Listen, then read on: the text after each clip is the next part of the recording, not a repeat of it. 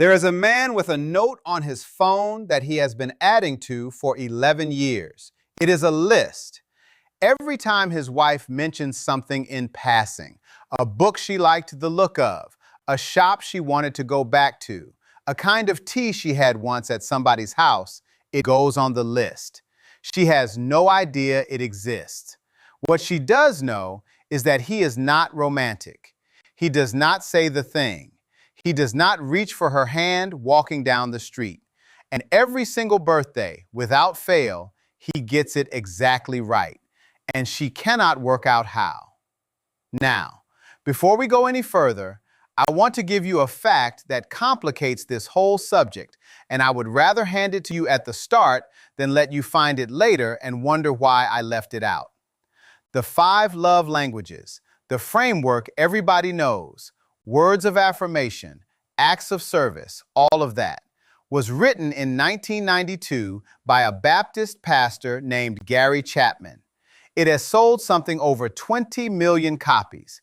And in 2024, 3 relationship scientists, Emily Impett, Gideon, and Amy Muise, reviewed the empirical work on it in Current Directions in Psychological Science. It did not hold up. They found no strong support for the central claims, that each person has one primary language, that there are 5 of them, or that couples do better when they match. People rate all of them as important. So why am I making a video called Autistic Love Languages? Because the categories were never the useful part. The useful part is the idea underneath them, that 2 people can both be showing love constantly, and neither one can read what the other is doing. And in a relationship where one person is autistic and one is not, that is not a minor risk. It is close to the default setting, 7 of them. 7 ways affection gets shown that routinely get read as something else entirely. Coldness, rudeness, not listening, not caring. Number 4 is where the most damage gets done, and I will tell you why when we get there. And number 7 is not a love language at all. It is the thing the research actually points to, and it will not make sense until you have the 6 before it. Stay with me. Number 1, fixing it. Your partner tells you about the awful day, and before she has reached the end of the sentence, the autistic person opposite her is already working, sorting the problem into parts, finding the point where it went wrong, building the solution. And then he hands it over. Here, I have fixed it. And it goes down badly. Now, I want to be careful about how this gets explained, because the usual account is that autistic people are logical rather than emotional. And that is not true, and I am not going to say it. Autistic people feel enormously. What is going on here is something else. If somebody you love hands you a problem and you can see the shape of the solution, then handing the solution back is the affection. It is not a substitute for caring. It is the caring, expressed in the most useful currency the person has. The mismatch is that a great many people do not want a problem solved when they describe it. They want it witnessed. They are not filing a report. They are letting somebody in. And here is the thing neither side usually knows. Both of those are correct. Neither one is a failure of love. They are 2 different things being done with the same set of words. And until somebody says out loud which one is happening, it will go wrong every single time. The fix is embarrassingly small. 1 sentence at the front. I want to tell you about this and I do not want it solved. Say it once and watch what happens. Number 2, the information dump. He comes in at the end of the day and tells you at length about the manufacturing process for a particular kind of steel. You did not ask. It has no bearing on your life and never will. It goes on for 19 minutes. There is a word for this pull from inside the autistic community, monotropism, put forward in 2005 by Dinah Murray, Mike Lesser, and Wen Lawson, 2 of the 3 of them autistic themselves. The idea is that attention is a resource, and some minds pour nearly all of it down one channel at a time. What is down that channel is not a hobby. It is close to the best thing in the person's week. So when they bring it to you, understand what is being handed over. That is the thing they love most, being carried into the room and put in front of you, because you are the person they want to have it. The trouble is that a lot of autistic people genuinely cannot tell when the room has had enough. Not a failure of caring, a mismatch in how signals get sent and read. We come back to that at the end. But if the person in your life info dumps at you, please hear it correctly. Nobody info dumps at somebody they are indifferent to. It is not talking at you, it is showing you. Number 3, sitting in the same room doing nothing together. Parallel play. You will have heard the term about children, playing alongside each other rather than with each other. What people rarely say out loud is that autistic children become autistic adults, and it does not stop. So the evening looks like this. She is reading. He is on his own thing, headphones on, deep in something she has no interest in. 2 hours pass. Almost nothing is said. From outside, that looks like a couple who have run out of things to say to one another. From inside, for the autistic person, it is very often the single best part of the day, because it is closeness without demand. No conversation to manage, no expression to hold, nothing to decode. Just the person they love in the room while their nervous system settles. So if you are the non-autistic partner, forcing the joint activity often makes it worse. The togetherness you are trying to manufacture is already happening. It just does not look the way togetherness is supposed to look. Number 4, touch. And this is where the most damage gets done. Here is the pattern I hear over and over. Early on, the autistic partner was affectionate. Hand-holding, arms round, all of it. Years later, that has largely gone. And the other person draws the obvious conclusion. He has stopped wanting me. There are usually 2 things going on, and neither of them is that. The first is masking. Early in a relationship, an autistic person is very often running a performance, and touch that is genuinely uncomfortable gets absorbed, because the relationship matters more than the discomfort. That is not sustainable, and as the mask comes down over the years, what was being suppressed stops being suppressed. The second is that touch is sensory, and sensory input is not uniform. This is the bit that surprises people most. Light touch and firm touch are not the same experience at all. A great many autistic adults describe light, unexpected contact, a hand brushing an arm, a fingertip on the back of the neck, as genuinely aversive. Not unwelcome, aversive. The involuntary reaction is close to finding a spider on you, and the person doing the touching sees the flinch and reads it as rejection. And the same person may want firm, deep pressure very much indeed. A tight hug, real weight.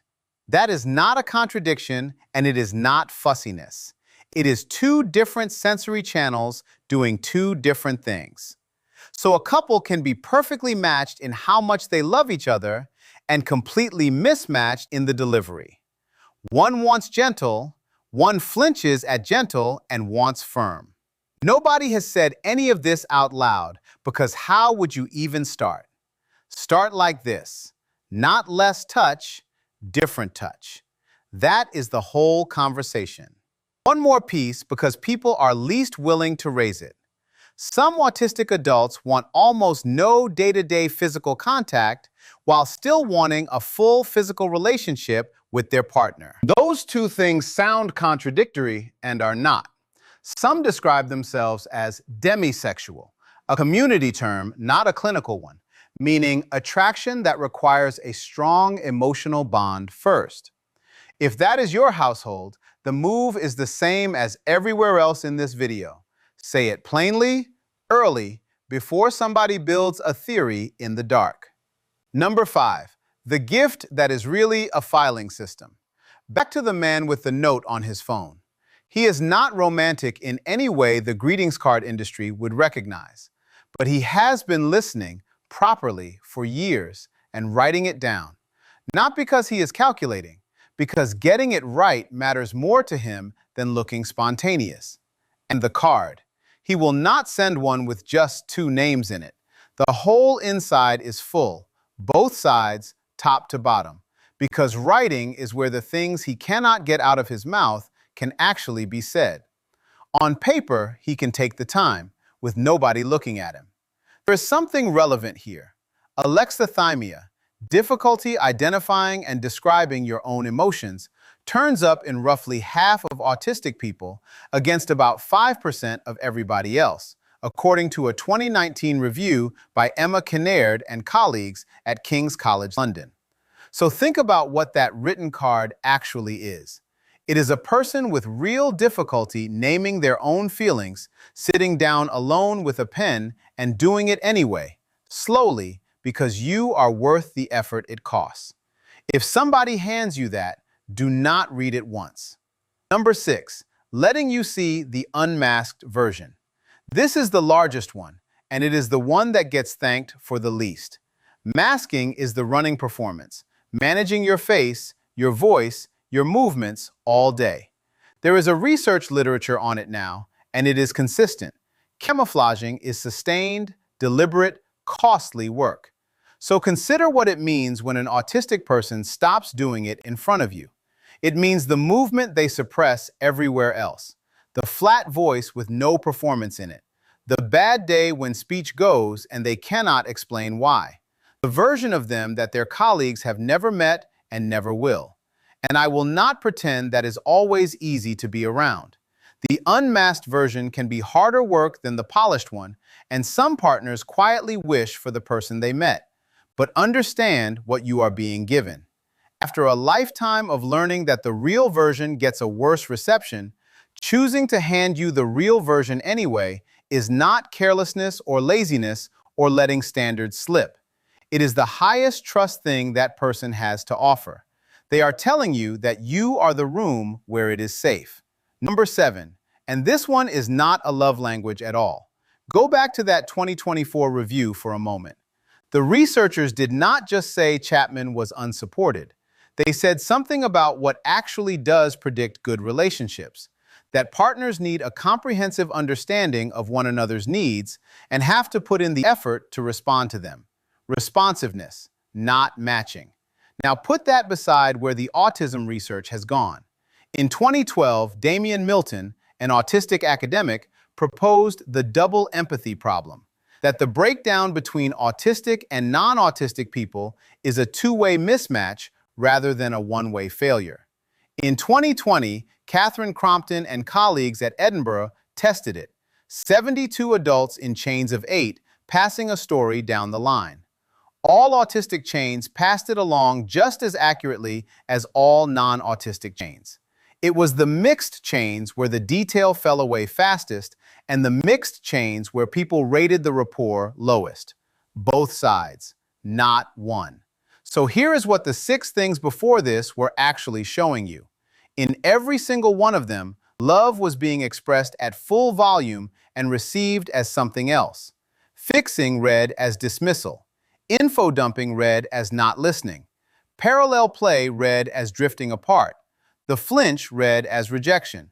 The list read as nothing at all because it was never seen. And the unmasked version read as him letting himself go. Not one of those was an absence of love. Every one was a translation failure, and translation failures have 2 people in them. That is why the fix is never learn his love language. It is both of you saying the unglamorous sentence out loud. This is what I am doing when I do that. And the other one saying, right, I did not know that. I thought it meant something else. That conversation is not romantic. It sounds like admin, and it repairs more than any grand gesture I have ever heard of. So what do you do with all this? If you are the non-autistic partner, before you conclude that something means what it looks like it means, ask just once. When you do that, what is it? You may be surprised how long they have been waiting for somebody to ask that instead of deciding. And if you are the autistic one, they cannot see the note on your phone. They do not know the 19 minutes about steel was the good part of your day. They cannot tell that sitting quietly next to them is the closest you feel to anybody all week. None of it is visible from where they are standing. Say it once, plainly, unromantically. It will land better than you think. One last thing, and then I will let you go. Nothing in this video is a diagnosis of you or your partner, and I am not a clinician. If any of this has raised a real question, that belongs with somebody who assesses autistic adults, and ask them straight out whether they do before you book. Now tell me in the comments, what is the thing you do that keeps getting read as the opposite of what you meant? Or if you are on the other side of it, what did you misread for years before somebody explained it? Those answers are going to save somebody an argument this week. If this was useful, subscribe and stay with me. There is a great deal more to talk about. Thank you for sitting with me a while. Take care of yourself. I will see you next time.